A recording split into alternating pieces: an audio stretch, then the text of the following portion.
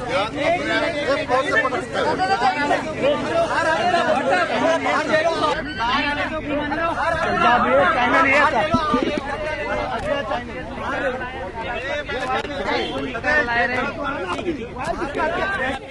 बाहर पीछे हो जाओ, थोड़ा पीछे हो। अरे बाहर ले लो ना आप। कैमरा थोड़ा पीछे हो जाइए। बाहर, अरे बाहर ले लो। सर आप बोलिए, बाहर ले लो। हो गया दबा मत। ये हम लोगों के लिए एक बहुत ही पेनफुल लम्हा है। हमारी बच्ची 25 साल की जिया ने आत्महत्या की है। ये प्राइमा फेसी एविडेंस हमारे पुलिस के जो हेड हैं यहाँ के, उन्होंने हमें इत्तला अभी दी है कि प्राइमा फेसी लगता है कि it's a case of suicide. हम यहाँ पर as the members of film fraternity और जाति पर्सनल कांटेक्ट के आधार पे भी यहाँ इसलिए खड़े हैं क्योंकि हम उनकी वालिदा राबिया जी को ये एहसास दिलाना चाहती हैं कि वो इस लम्हे में तन्हा नहीं है। सिंटा की तरफ से हमारे रजा भाई भी खड़े हैं। बहुत जल्द हमारे वेस्टर्न इंडिया एसोसिएशन के दिनेश चतुर्वेदी यहाँ पर आएंगे और क्योंकि उनकी जो वालिदा हैं वो अकेली हैं, सारा सपोर्ट जो फिल्म फ्रेटर्निटी से उन्हें होना चाहिए उन्हें हासिल होगा। ये हम लोगों के लिए बहुत पेनफुल मोमेंट है, मगर ये एक ऐसा लम्हा है जहाँ पर हमें एक बहुत कड़वी सच्चाई का सामना करना चाहिए कि there something called mental depression. एक ऐसी बीमारी है जिसके बारे में दुनिया को इल्म ही नहीं है। हम यहाँ वहाँ डिमोनाइज करते रहते हैं, दुश्मन ढूंढते रहते हैं, विलन ढूंढते रहते हैं और कहीं पर जो रोग होता है हमारे जिस्म के अंदर ही होता है। मुझे ये कहना है कि आज के दिन हम सबको मेंटल डिप्रेशन जैसी जो एक बीमारी है उसके बारे में सोचना चाहिए। इस सारे प्रकरण में जो है इस सारे प्रकरण में जो है सूरज पांचोली का नाम आ रहा है, आपको क्या ऐसी खबर मिली है? देखिए, इसमें कोई शक नहीं है कि उनका एक प्रेम संबंध था और उनके आपसी रिश्तों में क्या तनाव था वो तो वो जानते हैं, मगर इस वक्त किसी एक व्यक्ति को डिमोनाइज करना और कहना कि उनके कारण ये हुआ है, ये डिस्कोर्स को ट्रिगराइज करता है।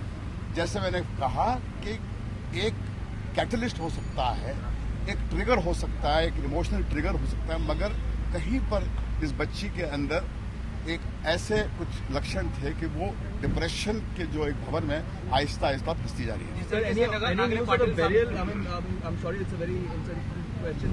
The post-mortem process has concluded. That was told to me by the head of the police of this section, and I am told that they are waiting for some family members to come from UK.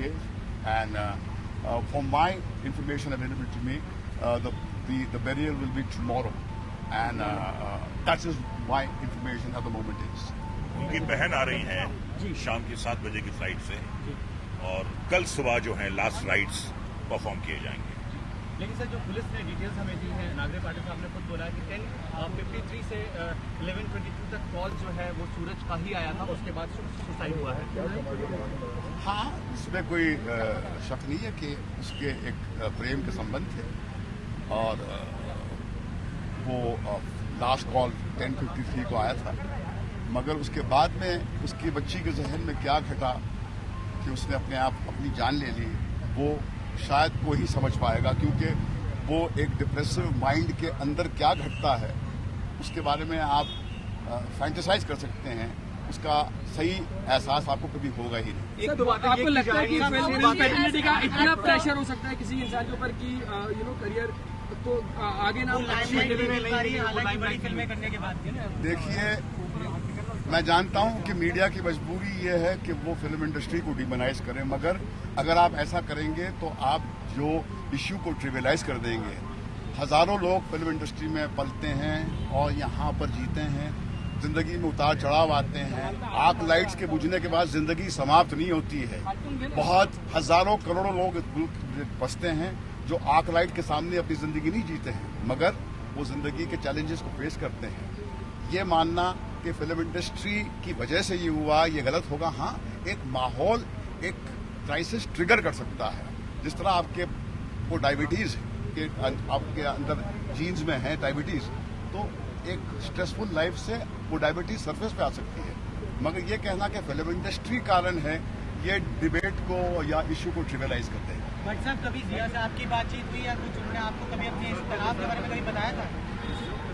जिया को film industry में मैं ही लाया था तुमसा नहीं देखा के वक्त में, और जो अनुराग बासु डायरेक्ट करने वाले थे, मगर किसी कारण वो हम प्रोजेक्ट में उनके साथ वो कंप्लीट नहीं कर पाए। मगर उसके बाद में हमारे एक कॉर्डियल रिलेशनशिप थी मेरी बीवी के साथ में, उनकी माताजी के बहुत गहरे संबंध रहे हैं। मगर आज जब हमने ये खबर सुनी तो हमारे पैरों तले जमीन हिल गई। बट सर उनकी माताजी से आपकी कोई बात हुई हो अभी इस दौरान? माताजी के दिल पे क्या बीत रहा होगा जब जवान बच्ची अपने आंखों के सामने देखने के पंखे पर टंगी हुई है, उसका अंदाजा शायद आपको होगा। इस वक्त वो इस पोजीशन में नहीं है कि वो कुछ कह पाए, मगर हमारे और बिरादरी के कुछ लोग आसपास उनके हैं और उनका ख्याल लगातार रखा जा रहा है।